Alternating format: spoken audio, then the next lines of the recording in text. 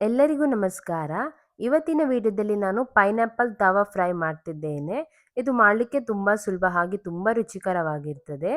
ಇದು ಹೊರಗಡೆಯಿಂದ ಕ್ರಿಸ್ಪಿ ಹಾಗೆ ಒಳಗಡೆಯಿಂದ ತುಂಬಾನೇ ಜ್ಯೂಸಿ ಆಗಿರ್ತದೆ. ಹಾಗೆ ಇದು ಸಿಹಿ, ಖಾರ ಮತ್ತು ಹುಳಿ ರುಚಿಗಳ 3 ಇನ್ 1 ಕಾಂಬಿನೇಷನ್ ಅಂತಾನೆ ಹೇಳ್ಬಹುದು. ಪೈನಾಪಲ್ ತವಾ ಫ್ರೈ ಮಾಡಲಿಕ್ಕೆ ನಾನಿಲ್ಲಿ ಒಂದು ಪೈನಾಪಲ್ ಅನ್ನು ತಗೊಂಡಿದ್ದೇನೆ. ವಿಡಿಯೋದಲ್ಲಿ ತೋರಿಸುವ ರೀತಿ ಅದರ ಸಿಪ್ಪೆಗಳನ್ನು ತೆಗಿತಾ ಹೋಗಬೇಕಾಗ್ತದೆ. ಸಿಪ್ಪೆಗಳನ್ನು ತೆಗೆದ ನಂತರ ನಾನು ಇದನ್ನು ರೌಂಡ್ ಶೇಪಲ್ಲಿ ಅಥವಾ ನಿಮಗೆ ಯಾವ ಶೇಪ್ ಬೇಕು ಆ ಶೇಪಲ್ಲಿ ಇದನ್ನು ಕಟ್ ಮಾಡ್ತಾ ಹೋಗಬೇಕಾಗ್ತದೆ. ನಾನಿಲ್ಲಿ ರೌಂಡ್ ಶೇಪಲ್ಲಿ ಕಟ್ ಮಾಡ್ಕೊಂಡಿದ್ದೇನೆ. ನೀವು ಬೇಕಿದ್ರೆ ಟ್ರಯಾಂಗಲ್ ಶೇಪ್ ಅಥವಾ ನಿಮಗೆ ಯಾವ ಶೇಪ್ ಬೇಕು ಆ ಶೇಪಲ್ಲಿ ಕಟ್ ಮಾಡ್ಕೊಳ್ತಾ ಹೋಗ್ಬೋದು. ಇದು ನೀವು ಕಡಿಮೆ ಸಮಯದಲ್ಲಿ ಮಾಡೋ ಸೂಪರ್ ಟೇಸ್ಟಿ ಸ್ನ್ಯಾಕ್ ಅಂತಲೇ ಹೇಳ್ಬೋದು. ಇವಾಗ ನಾನು ಇದನ್ನು ರೌಂಡ್ ಶೇಪಲ್ಲಿ ಕಟ್ ಮಾಡಿ ರೆಡಿ ಮಾಡ್ಕೊಂಡಿದ್ದೇನೆ. ಇವಾಗ ನಾನೊಂದು ಬೌಲಿಗೆ ಸ್ವಲ್ಪ ಚಿಲ್ಲಿ ಪೌಡರ್ ಹಾಗೆ ಸ್ವಲ್ಪ ಉಪ್ಪನ್ನು ಹಾಕಿ ಚೆನ್ನಾಗಿ ಮಿಕ್ಸ್ ಮಾಡ್ಕೊಳ್ತೇನೆ.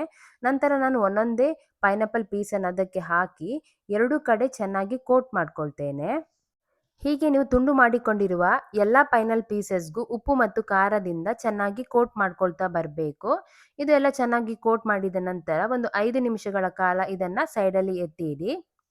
5 ನಿಮಿಷಗಳ ಕಾಲ ಆಗಿದೆ. ಇದಿವಾಗ ರೆಡಿ ಆಗಿದೆ. ಇವಾಗ ನಾನೊಂದು ತವನ ಬಿಸಿಗೆ ಇಟ್ಟಿದ್ದೆ.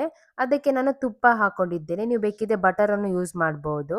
ಇವಾಗ ನಾನು ಅದಕ್ಕೆ ಮ್ಯಾರಿನೇಟ್ ಮಾಡಿರುವ ಪೈನಾಪಲ್ ಪೀಸಸನ್ನು ಹಾಕಿ ಅದರ ಮೇಲೆ ಸ್ವಲ್ಪ ಸಕ್ಕರೆಯನ್ನು ಸ್ಪ್ರಿಂಕಲ್ ಮಾಡಿಕೊಂಡು ಒಂದು 5 ನಿಮಿಷಗಳ ಕಾಲ ಫ್ರೈ ಮಾಡ್ಕೊಳ್ತೇನೆ. ಒಂದು ಕಡೆ ಫ್ರೈ ಆದ ನಂತರ ಅದನ್ನು ಫ್ಲಿಪ್ ಮಾಡಿ ಇನ್ನೊಂದು ಕಡೆ ಸಹ ಸ್ವಲ್ಪ ಸಕ್ಕರೆ ಹಾಕಿ ಫ್ರೈ ಮಾಡ್ಕೊಳ್ತೇನೆ. ಇವಾಗ ಸಿಹಿ, ಖಾರ ಹಾಗೂ ಹುಳಿ ಫ್ಲೇವರ್ಗಳ ಪರ್ಫೆಕ್ಟ್ ಮಿಕ್ಸ್ ಆದ ಪೈನಾಪಲ್ ತವಾ ಫ್ರೈ ರೆಡಿಯಾಗಿದೆ. ನಿಮಗೆ ಈ ವಿಡಿಯೋ ಇಷ್ಟ ಆಗಿದ್ದರೆ ಲೈಕ್ ಮತ್ತು ಶೇರ್ ಮಾಡಿ ಹಾಗೆ ಕಮೆಂಟಲ್ಲಿ ತಿಳಿಸಿ ಹೇಗಾಗಿದೆ ಅಂತ. ಇನ್ನೂ ಹೆಚ್ಚಿನ ವಿಡಿಯೋಗೆ ನನ್ನ ಯೂಟ್ಯೂಬ್ ಚಾನಲ್ನ ಸಬ್ಸ್ಕ್ರೈಬ್ ಮಾಡಿ. ಮುಂದಿನ ವಿಡಿಯೋದಲ್ಲಿ ಸಿಗೋಣ. ನಮಸ್ಕಾರ.